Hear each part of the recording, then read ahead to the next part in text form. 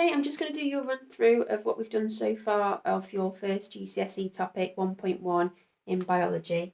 And we've done not a whole topic so far, but we've done the cells part of the topic. And we're going to move on after that to transport in and out of cells, which is all part of the same topic. But we're using this as a bit of a midpoint for you to have a bit of a run through with me and then to do some questions based on this topic so far. Okay. So the first part of this is a really central concept in biology, and you're going to need to know this really well because it's going to come back in all different topics in sixth form, even if you do it at A level and running through different topics as well. So an animal cell, first of all, has a irregular sort of blobby shape and a nucleus inside. And that irregular outer shape is a structure called the cell membrane. Okay, so the cell membrane isn't a stiff structure that gives support or shape to it. Think of it more like if this was a water balloon, it's the rubbery outside of the water balloon. So it moves, it's not a strong shape, but it controls what enters and leaves. So if you had to describe what the cell membrane does, it controls what enters and leaves the cell. Then inside is the nucleus, and this is a really key part of the cell. The nucleus contains chromosomes, which are genetic DNA, genetic material, which can be passed on and used by the cell. The nucleus contains the chromosomes, and you would say it also controls the activity within the cell, so it controls general activity. Then this in here is a jelly-like substance. So jelly-like is what the textbooks always say. Think of it like hand sanitizer consistency, I suppose. And it moves, things can move around inside it because they need to be able to move to get around the cell. And this is where the chemical reactions happen. So in the cytoplasm, chemical reactions happen. Those are the parts that you knew when you worked in year 7, but the other part that we've now added this year are the mitochondria. So mitochondria actually have a structure with a folded inner membrane and an outer membrane in a sort of elongated oval. A single one would be called a mitochondrion, but lots of them are called mitochondria. And what they do is they are the place in the cell where respiration takes place. And respiration releases energy inside the cell from the food. So generally from sugar, energy is released. Don't say that energy is made. Remember from physics, we can't say that energy is made, energy is released.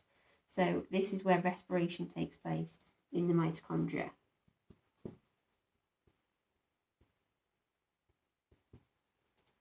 And learn that spelling because you should really learn that spelling of mitochondria. That's a common one that you're going to need to know. They're all the parts for an animal cell.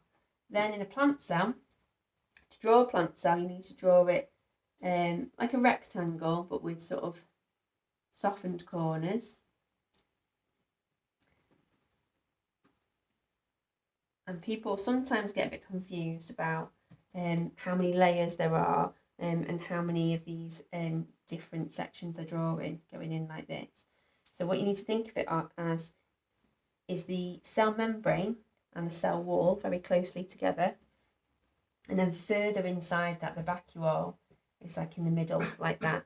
And the nucleus would be between the vacuole and the outside of the cell, where the cell membrane and the cell wall are. So when you're labelling these, the cell membrane, you've got to be careful. Look where the line's pointing to carefully. It's always the inner one of those two lines. Then the cell wall is the one on the outside. You have the cell wall. Now I said before the cell membrane gives, it allows things to enter and leave the cell. Cell wall, the one on the outside, this one actually does provide strength and structure. As animals, we have skeletons or shells or whatever the animal has, something to provide the animal overall with a structure. Plants don't have that, so what they have is this plumping of water effect, but also a cell wall around all of their cells, which gives overall the whole plant some structure. So that cell wall provides support and structure to the cell. Cell membrane is just inside that, which allows things to enter and leave. Then the nucleus, just the same as before with the cell in the animal cell. That's where the DNA is contained, the genetic material, but it's also just controls the activity generally of the cell. Cytoplasm is the liquid that everything's sitting in on the inside. And then you have to now know the mitochondria, because plant cells will, although they make their own sugar, they also then have to release energy from that sugar. So they perform aerobic respiration as well inside those mitochondria. Then we've got the vacuole, which I drew on before, so I'll label that one, the vacuole.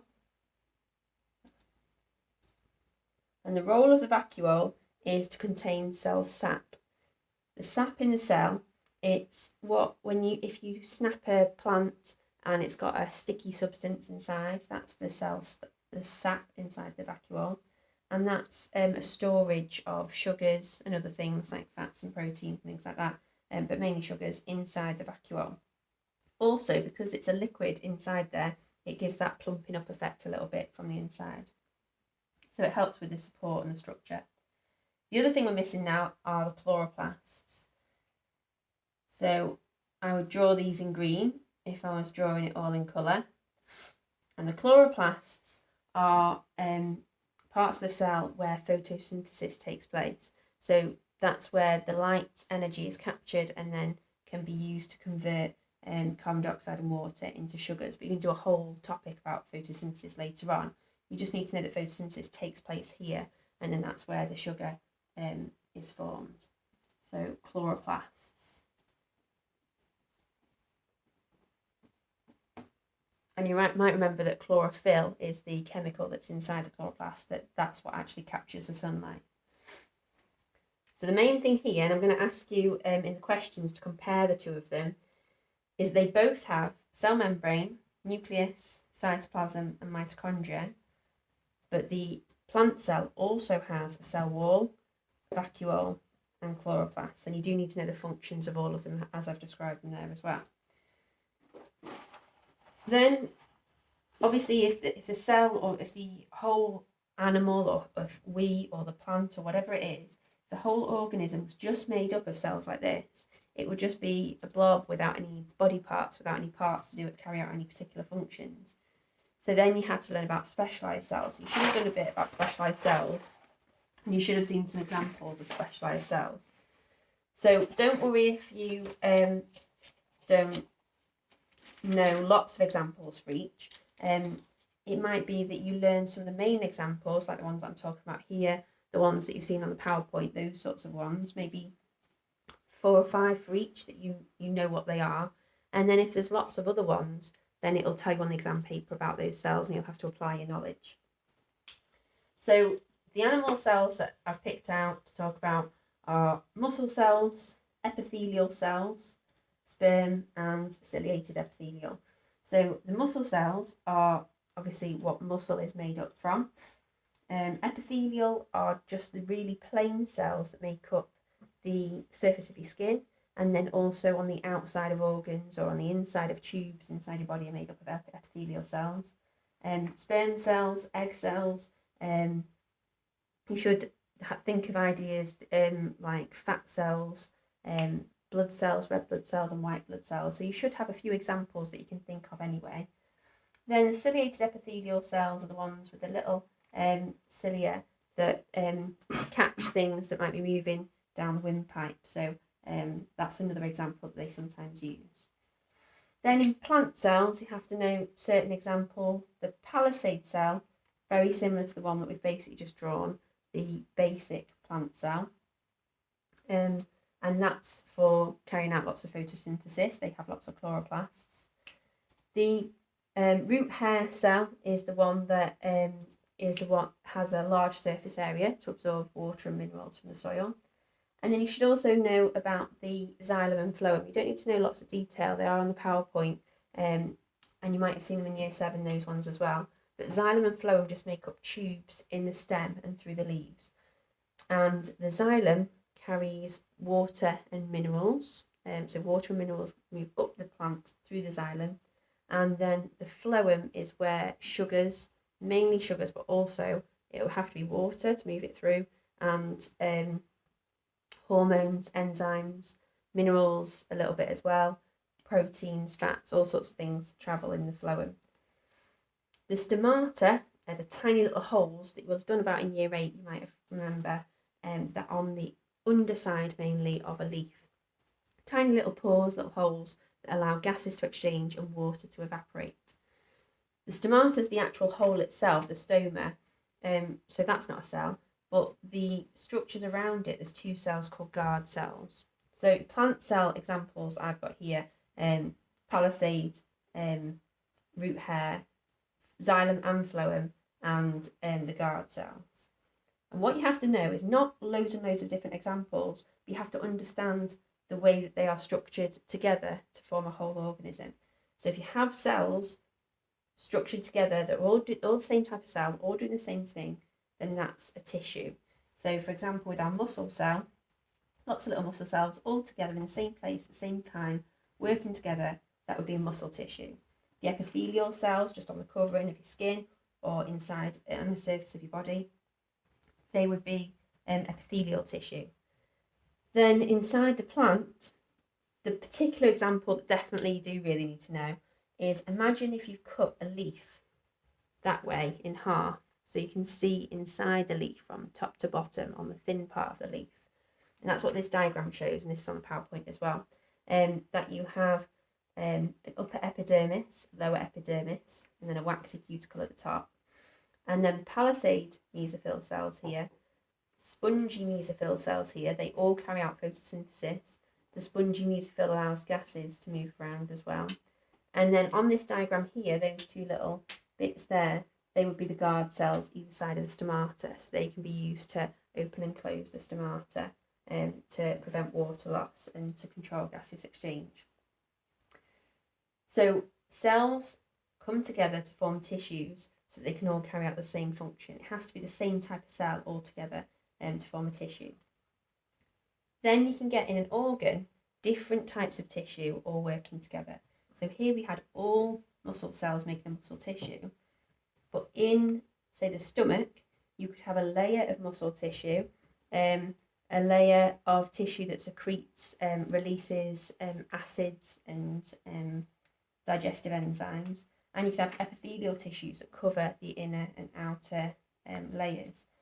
Even though they're different cells and they're different tissues, because they're all working together and they're all in the same structure, that would be an organ.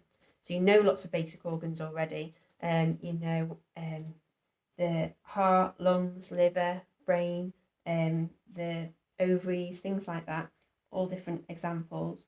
But also remember things like this, it would be an artery, might have a layer of elastic tissue, a layer of muscle tissue, an epithelial layer on the inside and outside. So that's an organ as well. So if it's got lots of tissues working together in the same structure, then that's an organ.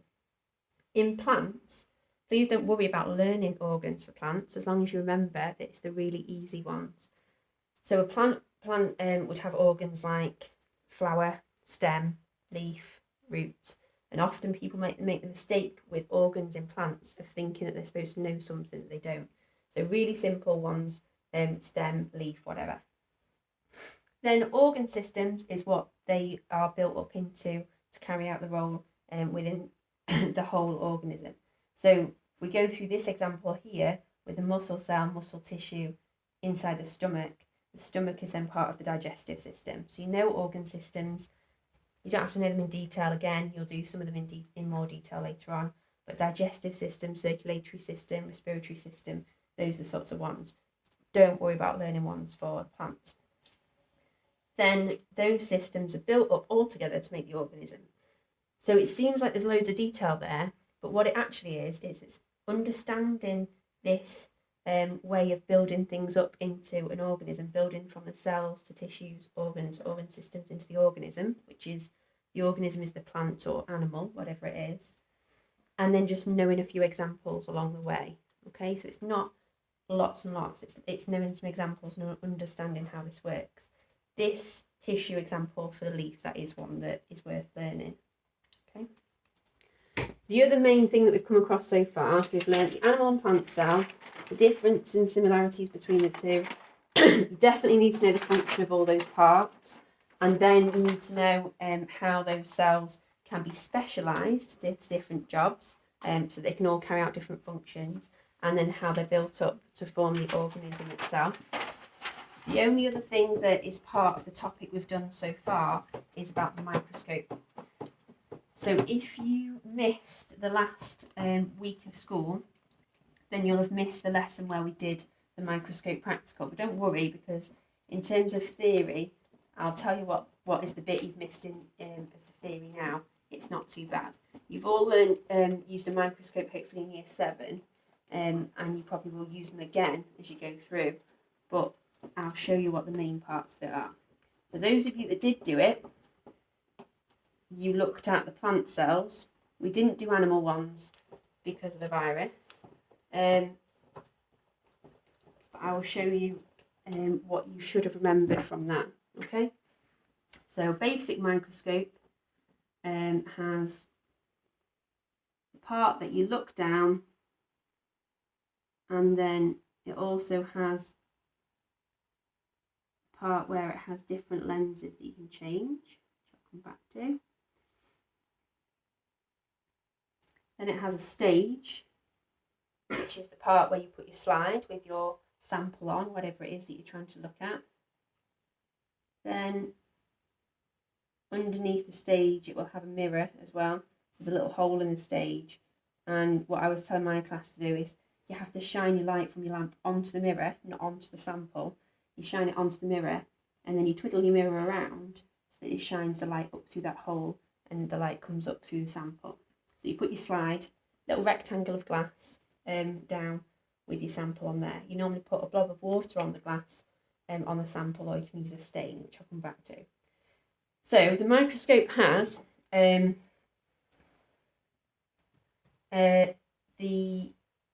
eyepiece lens, which is the one where you actually put your eye, and that's got a lens inside there which makes things look bigger. Then the objective lenses, which it's easy to remember because the eyepiece is near your eye, the objective is near the object, and then there's the stage, the mirror, the focus adjuster as well.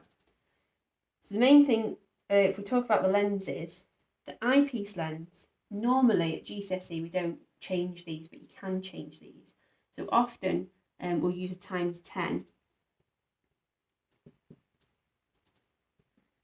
And if you're using a ×10 eyepiece lens, then obviously what it's doing is making the thing, whatever it is, look 10 times bigger. Then down here you have objective lenses, and there's normally 3 or 4 on the ones that we have in school. So this is a light microscope, by the way, so a straightforward microscope that you use the light on lenses to see things. An electron microscope would be one that would give the sort of images that you might see if you look for something on Google, and you can see it in much more detail, but schools don't have those. So an objective lens, and the eyepiece and the objective are both used together. So if you had a ×10 eyepiece lens in here, you'd select which objective lens you wanted to use. So normally ×4 is the lowest. So if you had ×10 eyepiece and you used a ×4 objective, then that's obviously 10 ×4 would give you ×40, which means that the object is 40 times bigger. It looks 40 times bigger than it is. If you use a ×10 lens, then 10 ×10, the sample looks 100 times bigger. 10 × 10, 100 times bigger. And there's different ones, so you could use ×40 and then it'd be 400 times bigger. Okay. The only other thing that you need to know really about this is that if you wanted to see things in more detail, then what you do is when you have your slide, you have your sample, whatever it is. We had little bits of onion on there, so we could look at the onion cells. You can put then a stain onto whatever it is. So it depends what the sample is to what stain you put on. You put a stain on there, and then that will be like a dye that clings to the different parts of the cell, so you'll be able to see the nucleus better, the cell wall better. Then drop a cover slip on top, and then that's preparing a sample to put on the stage and to view. So a stain will let you see things in more detail. That's the main thing really, using a stain and having the eyepiece multiplied by the objective to give you the overall magnification.